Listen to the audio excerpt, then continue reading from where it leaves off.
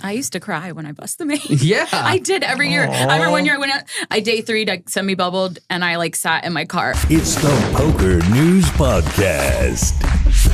Hey, ladies and gentlemen, welcome to episode 987 of the PokerNews Podcast. I'm Chad Holloway, joined by Mike Holtz, Ben Ludlow, and our special guest, Katie Lindsay, at Level 9 Studio in Las Vegas. Katie, thanks for taking the time. Thanks for having me. We're going to talk WSOP Main Event because the three of you did play. Yeah. These two are still heading into day 3. You unfortunately are not. So I wanted to be here, so I thought. Thank you so much. Let me remove myself from the most important tournament of the year, so I could be here. We appreciate really that. You, honestly. Very kind. We obviously didn't care as much as you did. I'm a still made it. professional. You're a professional. That's We're fair. pieces of shit. We open The numbers are in, so we'll talk about the field size. We'll talk about the prize pool, the payouts. We're going to talk about some big hands. We'll talk about your guys' experience because the podcast and you guys in particular have been getting a lot of love during the main event. And we'll talk about some upcoming things that PokerNews is doing. Let's start with Katie. Tell us about the main event. What opening flight did you play? Yeah, so actually, I was in the Aria main event and was intending to play on Friday, the main. But this was, I believe it was Thursday, and I busted Aria. I again removed myself. Ace-5 suited. Don't give me Ace-5 suited. Don't do it. Yeah, I'm gonna. So I busted, and I was like, you know what? I'm just going to go jump in the main now. And it was kind of funny because I'm like, I'm just going to creep in and I want to lay low, just come in day 1 and play and sneak out. Oh, no, I get there in 30 minutes and you're going to the feature table. Oh, no. So there was no being quiet and creeping. But you know what? I ended up having the best day. It was such a great table. Everyone was so fun. We were making prop bets. I lost every single one, which was pretty annoying. Yeah, I have this. It's a really fun one, actually. I started this in the main last year. I day 4'd last year. And every day I found someone at the table to do this with. Basically, you just set an age that you think the average, age is of who's in the main, who's playing. Yeah. And it could change. And it did change over time. We started older, and obviously it got, by day 4, the average It's like age a Johnny Lawton thinks type of thing. Sure. We just collectively set the line, whoever I'm betting with, and we say, okay, let's say the average age is 39. We just take turns over under which side of the person. So every time someone busts and a new player comes to the table. Okay, for your table. Yeah. Oh, okay, nice. Yeah, so whenever someone busts on your table. Did we do this with bald white men too? Or maybe it could have been somebody else. It's always a bald white man. It really is. It's kind of crazy. And it ends up being fun too, because then you're and then one time we had this Asian woman came in and we were like, I don't want to ask her. You ask her. Nobody wanted to ask the age. She's between 20 and 90. I know that for sure. Yeah. So it's a fun time. But yeah, anyways, my table was great. Everyone's amazing. It was kind of crazy too. One of the guys at my table is his first ever main, his dad's first ever main. They came to play. There was an earlier feature table. His dad ends up being on that feature. No way. And then he was on the later feature because they switched him out. Very cool. So, yeah. I feel like they've been making great choices with the feature tables this year. Me, Mike. All three of us. I agree. It's they're really finally stepping up the coverage. Stepping the game up. I've talked about it in the past about how I'm I always feel like my tables are always really fun and I wish they would show them. I wish we do a thing. Yeah. So it was nice to get to prove that.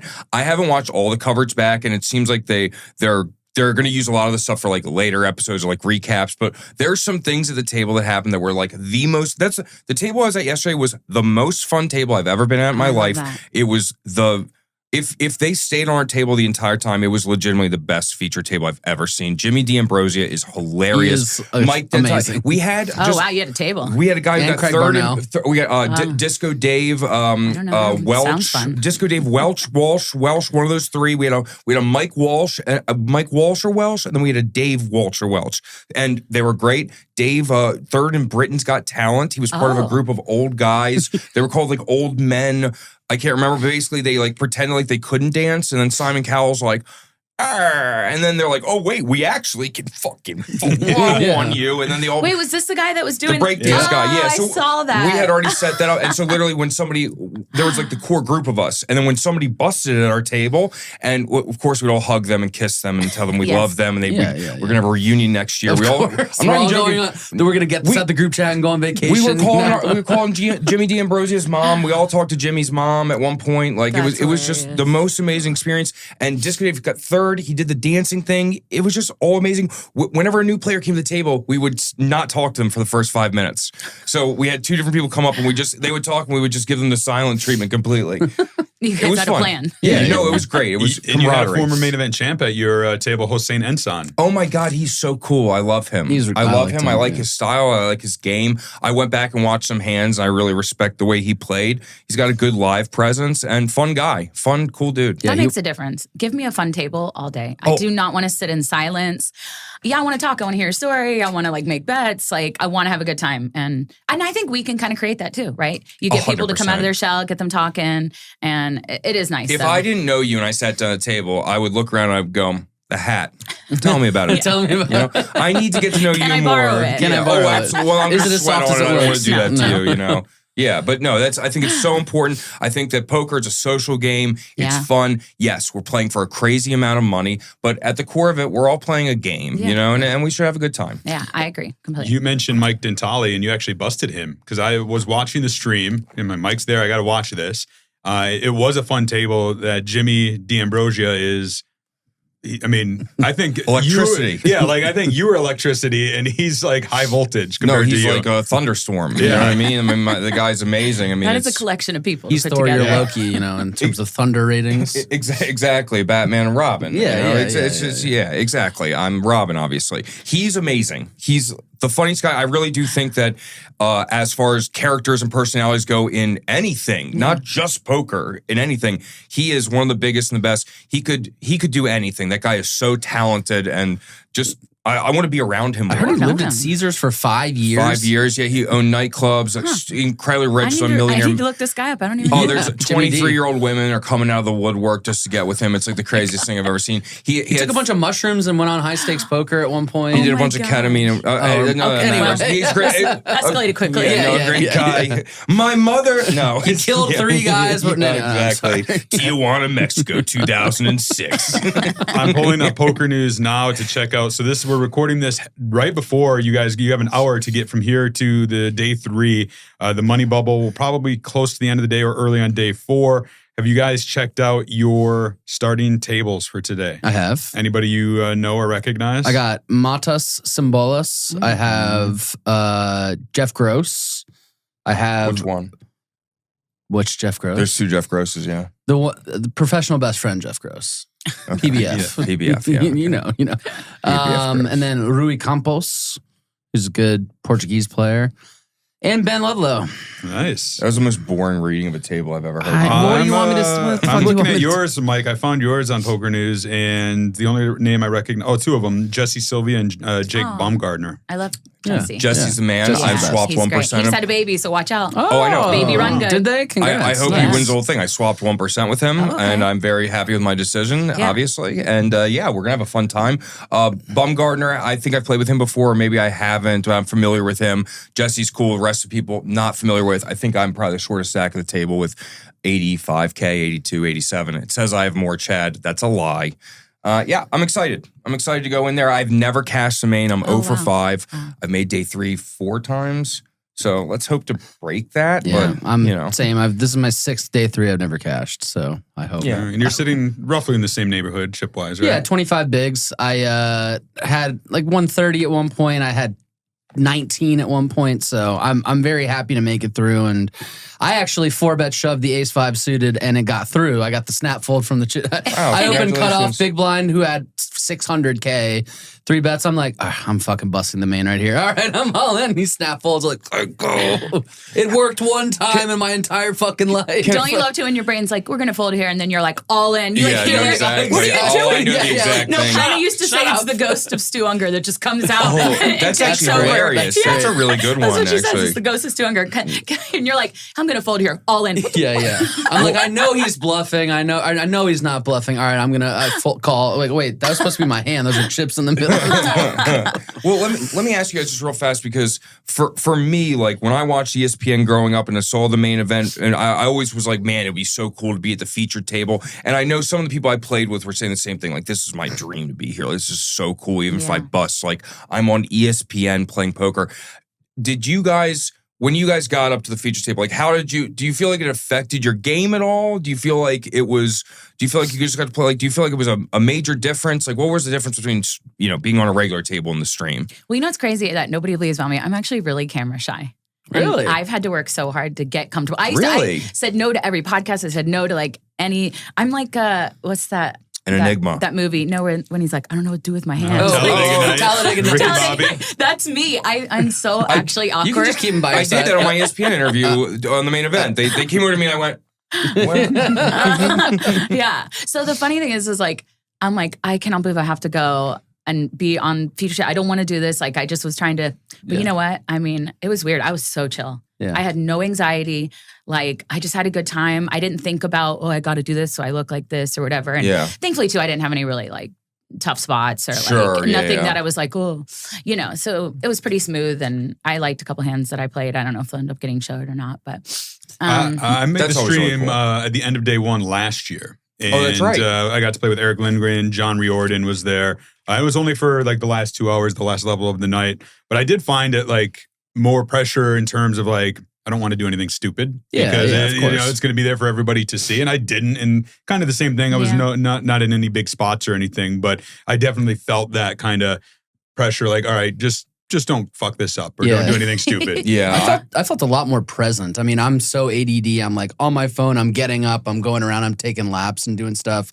And so like the deeper we get in a tournament, obviously like it forces you to be present. It forces you to lock in and focus. You don't need it. But I felt like, we had it was me. So I got put on the feature because we had Negreanu on the table, of course. And it was me, Daniel, and 7 other guys who were all great. Everyone played really well, actually. But no one was talkative but me and Daniel. Oh, yeah. So I think had it not been on the feature, I would have been like really bored and kind of walking around and whatever, just chatting with Daniel. And this kind of locked me in to make me a bit more present, which I appreciated because I couldn't be on my phone. Like I couldn't just get up and walk around. You're on the feature table. All you have to do is watch the hands and watch what people are doing. Exactly. Speak for yourselves. I was walking around. Yeah, well, we know. Hey, I'm the mayor. Still and try. Going into the cameras. Who's going to do that? But yeah, no, I liked it. I liked it because it just, it forced me to be present, which I struggle with sometimes. And so, I really enjoyed it. But it was definitely like, there were moments where I'm like, it's just Daniel and I talking. This cannot be good TV. And I looked back at some of the coverage. We watched some of it too. And they'd skipped so many hands from our table because it was just kind of quiet. Like Daniel and I, it'd be like 2 minutes, be like, all right, so Ben, what do you want to be when you grow up? Just like no one was crazy. talking. Mine, we were just talking the entire time. Everybody's had things to talk about. I was like, man, these poor commentators, we're probably just going to be talking over them because our whole table was, we were making bets. We were just like, literally we were betting on, do you think we're going to stay after the break or are they going to move our table? I lost every damn bet I made. That is so annoying. Just means you're saving your run good for not the next. main. No, shit. Well, let's talk about the main event numbers. The final tally ended up being 9,208 players, down a little bit from last year, 9,735. So that's a difference of 527 players.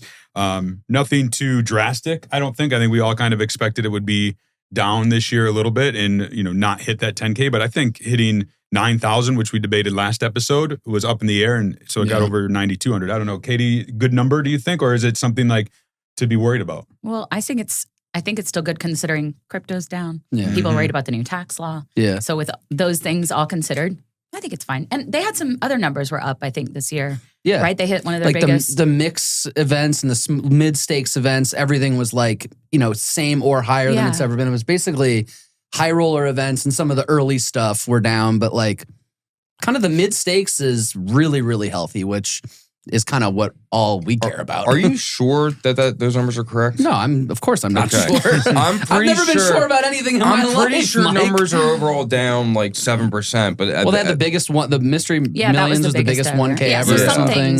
For sure. So that's what I'm saying. Sometimes it's apples to oranges. I know my colleagues have crunched numbers like at the midway point, but it's possible that some tournaments took place at the beginning of the schedule compared to the end. Right. So one thing I did notice is late entries, which has been a topic of conversation. We're up for both day 2 ABC, up 312 this year compared to 265 last year. Oh, wow. And on day 2D, up 819 players late late reg, up from 776. I know Phil Ivey was one of those who max late regged, and I mean, it's been a topic of conversation. I know they talked about it at the TDA summit about late reg, and it seemed more and more people are going that route. You guys were in the seats from the get-go? Were you I came in at like, I don't know, 4:30, 5 o'clock, give or take. Yeah. Basically the beginning. But it's so many chips. And also, I don't play deep stack poker. I'm a tournament player. Yeah. Same, I'm like, oh my God, I'm so short. I have 25 bigs. I'm like, 25 bigs on a day 3, I'd be fucking pumped most of the time. And listen, you have one goal in the main event. Be in. Yeah. That's it. Yeah. Stay in.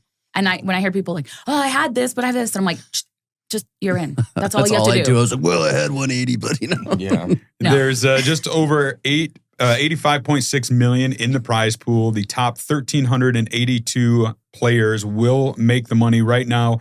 Heading into day 3, there are 3,294 players remaining.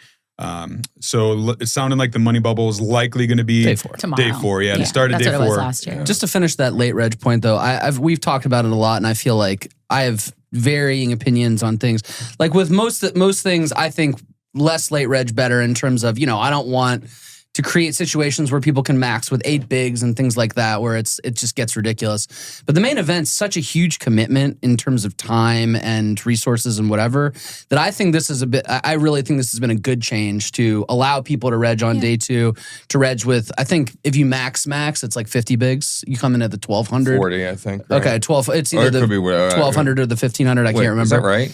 It's one of the two. Anyway, but my point is like, playing day 1A on, July 1st? And then this is the first time we're combining on July 9th. Like, that's over a week, or it is a week.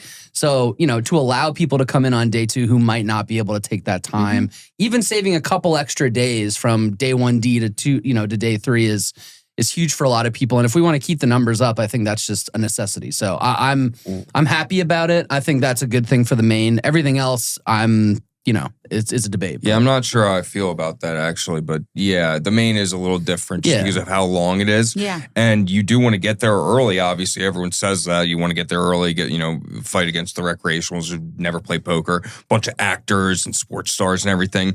But at the same time, I just think in general, allowing that deep of a late reg is not great. But again, I don't know. The late reg and the rest of the events is disagree nuts. with me. No, I think I'm contrarian. I actually want to agree with you I'll be on like, this Mike, one. frosting is good. He's like, you're an idiot. Yeah, what are you, But then fucking he's like, stupid? secretly. I literally have a... We can all agree on the sandwich place you took me to after Panino. the show. Yeah, Panino, the greatest. Panino is the greatest sandwich place in all of Las Vegas. I don't give a shit what anyone says. Yeah. If you want a good sandwich, the best sandwich, you go to Panino. And I'm telling you right now, that man will make you the greatest sandwich of all time. I'm from the East Coast. I feel so passionately. Okay, this man is a fucking artist, okay? I don't like bread very much. So. Okay, well, you don't eat there then, Katie, okay? You shut your mouth during the sandwich statement. They had some How great dare you, salads and Katie? pastas. You know what's funny? When I moved to New Orleans, I was searching for the best po' boy, and I kept like trying ones, and then I realized I was like, Po' boys. I don't really like bread or fried food. What? Yeah. How am I going to Why find am I the best? doing this? Yeah, I So know. what am I doing to myself? No bread, Katie. no fried food. Let's talk about the payouts here real quick. So, as I mentioned, the top 1,382 runners will get paid a min cash $15,000. First place, $10 million as expected. Runner up, $6 million, so $4 million difference there. Everybody at the final table will be a millionaire. Question for you that somebody texted me. I won't say who because they asked them to keep it out, and it's somebody who works on the industry side of things, but said, "Curious, what do you think is better for the main with about 9,000 players? First place, $10 million, and a min cash being $15K, which it is, or first place being $8 million and a min cash being $20,000." I mean, a double min cash is nice. Yeah. Yeah. I've always found it. I get why they, it. You can argue it either way, but I'm gonna go 20K min cash, 8 million first. Like if you're willing 10 million or 8 million, it's the same. Yeah, it's the same. But they like those numbers. Of course, 10 million. yeah. 10 million is a great number, and if you could say like every year we give 10 million to first place in the main event, like that is a cool thing. I don't hate that. But at the same time, like this is the only event of the summer at the World Series that's not a double min cash. Like they made a point of moving it to 15%, giving the double min cash and making the payouts very flat, for the first however many people on the money, 1,000 people on the money, which I think is fine. But yeah, it's sort of a weird thing. I could go either way, but I'm going to say 20K better. I think, my opinion is neither, actually. I think that both of them are bad. I knew it was going to be. Well, here's the thing. I don't think anyone should cash, winner take all. No, yeah. Literally, I think all the money should just go to Caesars. They could just take 100% of the prize pool. And Such we play a good company, glory, man. obviously. Yeah. The way I look at it is this, right? Okay, 15% of the field cashing, 2x min cash is too much generally. Yeah. However, that's how WSOP does it. So I think they should stay consistent. Right. Now, I think the $10 million top prize is cool to look at on paper. Oh my God, 10 million for first. Right. But again, the same thing you guys are saying, 8 million is just as cool, honestly. We're not going to know. Yeah. 100%. Yeah. And you're just penalizing everyone else. So like, it really is a tournament where like, considering how much markup everyone charges and everything, it's really a tournament where like there's so much variance in that because you have to win first. Like you have to win second, first, third. Like there's so much money at the top comparatively to other tournaments. So I think flatter is better. And I think we should pay less too. I think 15% is too much, but. It reminds me of the early 90s. 1991 WSOP was the first year the WSOP made an effort to pay out $1 million for first place. And it's been that way, at least $1 million every year since. Back then, 215 runners. Brad Doherty won it for $1 million. Runner-up, Don Holt, 400,000. Yeah. So big, and then it got worse. It got worse in 92 because the field dropped to 201 runners. They kept the $1 million. It was $1 million for first, and Tom Jacobs 353,000 for second. It's horrible. Yeah, it's not good. Well, there's also this year. I might get the place wrong, but it's like the difference between 6th and 5th and 5th and 4th is the same. Like it goes 1.7 to 2.25, 1.75 to 2.25, then like 2.25 to 2.75. Yep. So it's like it does feel like it's more of a to the benefit of the WSOP rather than the players, right? They would never, Mike. What are you talking about? I know. Which it is what it is. They said in meetings, they're like, this is about the players, not about Rake or doing anything for us. Yeah, well said, Ben. Thank you. Yeah. You did mention New Orleans, which is near and dear to my height. I used to play down there, went to Tulane before I got into the poker stuff. And a friend of mine is originally from down there, Barstool Mintzy, Ben Mintz. I love him. And he rode in our crew, our Mardi Gras crew. Oh, so no, we no went way. and did that together. Yeah, he's awesome. It's a good segue because I have a video from his main event bust out, which I thought was fun. And we'll run it back to back with another video that was a guy who got a little heated, a little angry It's great. when he busted. Check him out.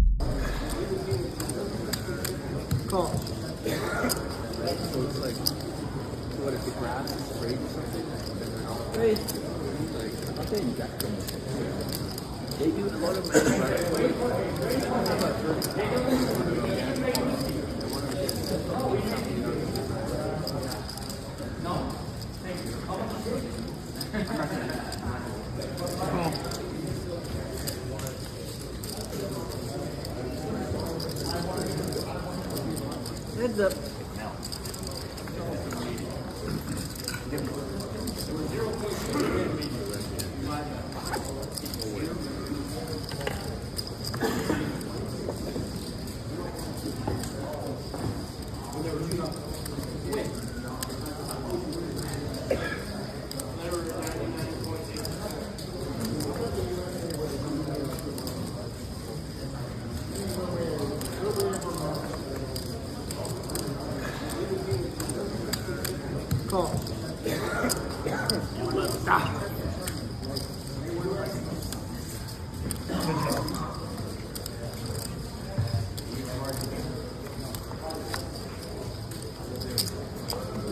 Go ahead, man.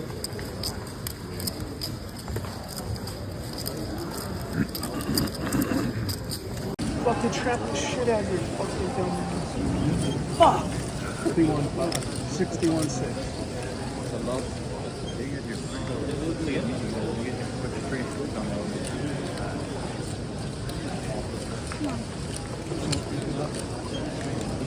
What do you got, jacks?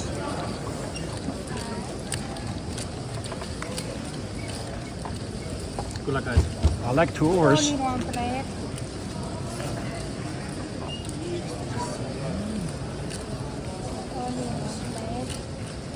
Oh.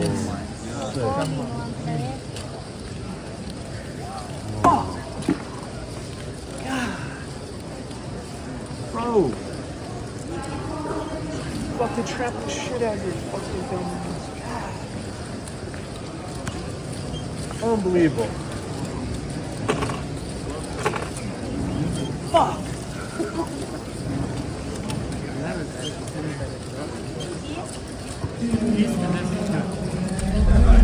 All right, so there you have it, Ben. Did you like you're in the main event still, but are you gonna get pissy when you bust out and be like, oh yeah, if I lose a flip, I'm gonna be like, how fucking dare you, like you scumbag? How could you do this? I mean, I think then light up a cigarette. Oh Yeah, my exactly. God. Yeah. The cigarette guy. Now that guy is my boy. That's a hero right there. He doesn't give a fuck. Like I said, he should be a WSOP ambassador. Bring back smoking at the table. Okay, I'm obviously joking, but I don't think I'm going to get pissed. But anyway, I think you're going to get literally 6.4 million or whatever second is when you bust. So I think you won't. He was already studying the final table payouts. Exactly. He's like, this is what you're going to get. Yeah. That's not the right number. No, it's not at all. We just talked about it. I don't remember the number. I talk about this with people a lot, that I think one of the hardest things to do is be a serious recreational who comes and plays like 1 or 2 events a year. And then when you bust, it hurts so much more because it's like, for us, any of us, okay, even if we bust the main event, there's another tournament we can go play. Like we always have another chance, and that makes it a little easier to move on. But like the main event is one where, Rex, that might be their one tournament of the year. And so you get bad beat. He added in jacks for sevens and the guy turned to 7. And he was just like, how could you? It was sort of a marginal spot with sevens too, where like, I could see him like, oh, you called off with sevens here and then you lose. It's like, ugh. So, I don't blame him. Like, get it together, man. Like, I hope you don't treat your family this way. But I get it. I used to cry when I bust the main. Yeah. I did every year. I remember one year I went out, I day 3 like semi-bubbled and I like sat in my car just like, Yeah, but this year I was like, okay, I'm done. I'm tired. Honestly, I'm tired. I've been here the whole summer. I didn't take any breaks. I played, almost every day. I was like, when I busted, I'm like, okay, it's okay. It's time to go home. It's okay. Just real fast. I remember my first main, like going to bed after day 2, going into day 3, and being like, I've got to prepare. I've got to set my alarm, and I've got to make sure to eat like I ate some like avocado toast before going to bed. And then last night, because my 6-1, I was eating like fucking hot fries, and like the ones with the hot Cheeto dust. Peak performance. It's still on my teeth and tongue. You just can't even get it out. It's like ridiculous. I was eating like candy. I like felt it's just I'm just a mess now. It's the magic is a little lost on the preparation, but God, what a great tournament. Well, if you want to be ready for day 3 of the main event, you want to eat like a champion. So think jerky is the way to go. Now, do you like meat sticks? I don't eat meat. I don't eat bread. All I eat is lettuce to keep my figure nice. Fun. Yeah, no, exactly. She drinks though, guys. I will say, every time I saw you last night at multiple locations or 2 nights ago, you were having fun too. So that was after I busted. You guys hanging out without me? Yeah. We ran into each other twice, but after I busted, let's go to Absinthe. Just have a good time. Like, we're lucky to be here. I can't be angry. Absolutely. I will say this. I hope you take this as a compliment. It'd be a good segue into Hannah on a show too. But every time I see you, you're so elegant. You always look so great. Thank you. You remind me a lot of. Oh, you're talking to her. I thought you were talking to me. Well, yes. It applies to you too. But you remind me a lot of a younger version of Jennifer Tilly, who also likes to. What a compliment. Wow. I agree. I agree love 100%. her. She's wonderful. Yeah. You guys both have a great personality. And it was Jennifer Tilly played the main event for the first time in 6 years because she's always been filming either The Real Housewives of Beverly Hills or one of the Chucky series. So she hasn't played the main event. So she played this year with Phil Locke. She did an interview with Remco Rinkema, who will be a guest on the PokerNews podcast here shortly, saying that her and Phil want to start playing more. Actually traveling and playing more tournaments, which I thought was cool. Love that. And the WSOP actually caught a big hand with Jennifer Tilly where she was all in and at risk. Check it out. I need spades. Come on, spades. Tiffany Power. Spades, yes, give me another spade. Yes. Doubled up. Wow. I have a straight flush. I didn't even need it. Oh, spades. Oh, straight flush. She's so cute. I love her. And she's amazing. just genuine. That is who she is. Which is. I remember, because I used to be a reporter. I did articles and interviews with players, and I interviewed her when she won her first bracelet. And she was so cute. She was like, I was like sitting on a horseshoe, and I was like, zoom, and like literally that's just how she is, and that's the way she talks. And yeah, and her and Phil too, because he's like, I was like 33% at this, and then my odds of this, and I and them together. They're amazing. They're a riot. Phil came to our feature table. We'll keep going. We're going to use this. Oh, okay. Yeah. Sorry, Phil came to our table. He was not on any of the feature table for the main. There was a minute left on break, and he walked up to the table, started taking his backpack. I went, Phil Lock, and he went, just walked off. I was like, wait, what just happened there? It's so cool. I love it. It is fun. He used to be a bit more kind of like boisterous now. I feel like every time I see him now, he's got headphones and he's kind of locked in, but I don't mind that. Well, I think a lot of times, is it at the table or not? At the table, yeah. Okay, so never mind then. I do want to shout out, if you want to follow Mike, Ben, Jennifer Tilley, Phil Locke, anybody we've been talking about Katie in the main Lindsay. event. Or me. Well, can't follow you in the main You're on the event. main Oh, event. this was on social. Yeah. This is- Follow me there. Needle, sorry. No, it's fine. Yeah, I Chad was was gonna like, say, what the listen hell? here. Now I'm going to go cry. This I is wasn't for until now. Exactly. PokerNews' MyPlayers, which allows you to customize who you follow in our live updates so that you're getting their chip counts hands delivered straight to you. You simply star the players that you want to follow. I'll be doing it for you two today, and wishing you luck. I know we've got a few minutes here, so I do also want to shout out the PokerNews Cup, which is coming up next week at the Run Good Poker Series at Thunder Valley Casino. I'm going straight from the World Series over to Thunder Valley. I will be playing in this event as part of the larger season finale stop, July 13th through August 3rd. The actual PokerNews Cup is a $400 buy-in, $250K guaranteed from July 16th through the 19th. We're going to be doing some fun stuff. I'll be doing some interviews over there and doing some share your stories, where you share your story with me. We'll share it on PokerNews to the wider audience, and you'll get some free merch. So, Nice. yeah. I just like and I said this earlier off the air. I'm becoming a grandfather, basically, where I just like repeat the same jokes over and over again, and it's going to be really bad. Every time you see the PokerNews Cup, I want to say like PokerNews Cup. I'm actually wearing the PokerNews Cup right now, but it's not funny, and I don't know, and I need help. And I'm do need help. going to go to Wearing the therapy. I PokerNews think. Cup. Yeah, Like a jock. Yes, exactly. But it's not even that funny. But every time he says, I want to say it it. would be funny if it was a prop comedy. You got to bring the actual prop. You want me to If you bring just a pull a cup out of your hand. Yeah. That's I'm Slam sure it the down. audience. Is that what you guys want? Is that what you need? We'll workshop it. I think workshopping We is have a our great consultant idea. here finally. Yeah, exactly. Also, shout out to our sponsors, Think Jerky, we mentioned, and then, of course, PokerStars exclusively on FanDuel. Katie, I know you're actually flying out tomorrow back to New Orleans, but what's coming up for you the rest of the year, say, for when it comes to poker? Well, I'm definitely going to Aruba.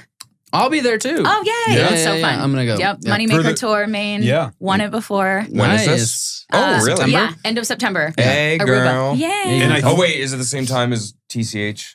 I don't know. We'll have to look at the dates. No, But I you No, know think I that that's have before. do you It's think right I have a after. calendar? I'm Like, looking at going down there too. Yes. I've been to It's Aruba. almost Have like you been someone to has a Aruba? laptop. Yeah, I won it. Oh, yeah. Well, I didn't know if it was at Aruba. But Yeah. Aruba is an amazing stop. If you're watching and you've never been, highly recommended. Views. I don't know. And the Beans. tie-in, actually, that's one of my pieces. I swapped with Moneymaker, and he's still in the main. Oh, wow, that's which a good literally swap. is just so cool. He's the reason I play. I watched him Yeah, win. yeah. I was captivated. I was like, what is this game? I want to learn it. And just now, like, to be on a team with him and to be swapping with him in the main. I mean, I literally watched the guy win. No, it's like isn't It's this so the cool. craziest It's so shit cool. ever? This is so crazy to me. I Yeah. feel like every day I'm just gonna wake up and it's gonna be like, surprise, motherfucker! This has been a long dream. You took a crazy DMT bong rip 20 years ago, and this has not been real. 'Cause, Yeah, like, yeah. Literally every day I'm seeing these people. It's like Yeah. who I've seen on television, and they're like, "Hey, Mike," and I'm just like, hi, Phil. Like, it's crazy. I don't understand. Day one of the main this year, I walk up and there's Daniel Negreanu, and on his vlog the next day, he's like, all right, looking at my table. Well, I know Ben Ludlow, and he's a funny guy, and that's about it. So we'll see. Like, crazy. what is life?